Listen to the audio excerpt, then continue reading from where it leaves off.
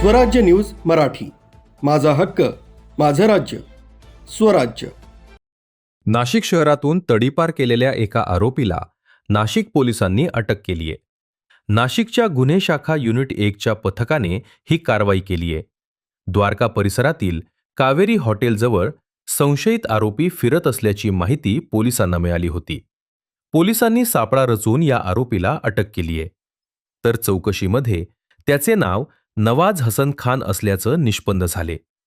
नाशिक शहरातून तडीपार करण्यात आलेला आरोपी पुन्हा शहरांमध्ये आढळून आल्यामुळे त्याला नाशिक पोलिसांच्या गुन्हे शाखेच्या युनिट 1च्या पथकाने अटक केली आहे। गुन्हे शाखेच्या युनिट 1च्या पथकाला गुप्त माहिती मिळाली की संशयित नवाज हसन खान द्वारका परिसरातील कावेरी हॉटेलजवळ फिरत असल्याची माहिती पोलिसांना मिळाली होती। त्या माहितीच्या आधारे वरिष्ठ अधिकाऱ्यांच्या मार्गदर्शनाखाली पोलिसांनी आरोपीला द्वारका परिसरातून अटक केली।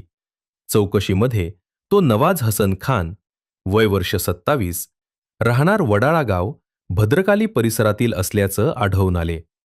याआधी त्याला नाशिक शहरातून 2 वर्षासाठी तडीपार करण्यात आले होते, तरी तो परवानगीशिवाय नाशिक शहरांमध्ये वास्तव करत असल्याचं निष्पन्न झाले। त्यामुळे भद्रकाली पोलीस स्टेशनमध्ये कलम 142 नुसार गुन्हा दाखल करण्यात आलाय। पुढील तपास भद्रकाली पोलीस करत आहेत। तडीपार असूनही नाशिक शहरांमध्ये वास्तव्य करणाऱ्या आरोपींवर पोलिसांनी कारवाई करत त्याला जेरबंद केले। नाशिक पोलिसांच्या या कारवाईमुळे गुन्हेगारांवर पोलिसांचा असलेला धाक दिसून आला। ब्युरो रिपोर्ट, स्वाती शेलार, स्वराज्य न्यूज मराठी, नाशिक।